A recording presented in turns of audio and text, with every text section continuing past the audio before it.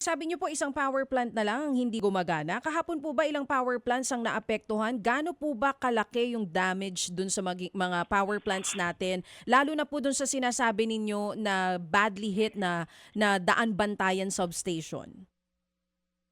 Ah, Ganito po, pagkatapos po ng lindol o kagiat pagkatapos ng lindol, nagkaroon po tayo ng 27 o 27 power plants na nagkaroon po ng tinatawag nating force outage. So, yung pong force outage ay may iba't ibang kadahilanan. Pwede po sa mismong planta ang nagkaroon ng diferensya or dahil namatay po yung ating mga transmission facilities, kailangan din po nilang magpatay ng planta. So ito po ay 27 power plant at ito po ay may kabuuan na more than 1,400 megawatts. Kaya halos buong probinsya po ng Cebu, ilang area sa Samar at Leyte ay naapektahan ng pagkaputol po ng daloy ng kuryente natin. Oo. So sa ngayon po, ilan na lang pong residente ang apektado nitong isang power plant pa na hindi naaayos? At kailan po ito may maisasaayos para po maging operational na ulit?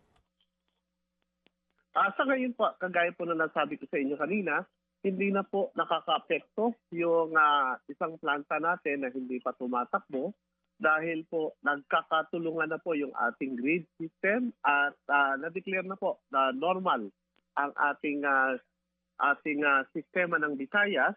Kasama na po dyan yung pagdaloy ng kuryente galing Mindanao at galing Luzon para po sa Visayas. So sa pagbabalik po ng ating substation sa Daan Bantayan, ito naman po ay nasa distribution level na ang susunod. Kung saan po ine-energize na lang natin yung mga linya ng kuryente na kahapon po ay wala pa. Okay, so tama po ba pagkakaintindi namin kung hindi na po nakakaapekto yung power plants, yun pong mga nawalan ng kuryente na umabot ng 800,000 consumers, most of this meron na pong kuryente sa ngayon?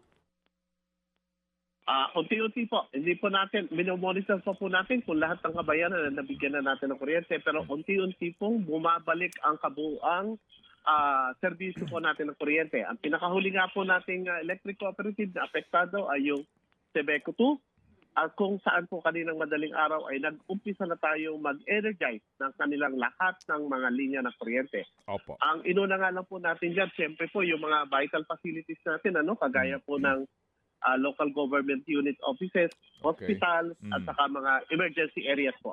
Mga kapatid, brothers and sisters, saan ka pa? Dito na tayo sa totoo. Dito na tayo sa True FM. Mga kapatid, mag-subscribe and follow po kayo sa social media accounts ng True Network PH. Yan po kami. Hanapin nyo lang True Network PH, Facebook, Instagram, YouTube, TikTok, and podcast. Mapa-Apple or Spotify man yan, mahahanap nyo kami. Lahat ng mga napapanood at napapakinggan nyo po sa programa, nasa social media accounts namin yan. So, paano mga kapatid? See you sa social media!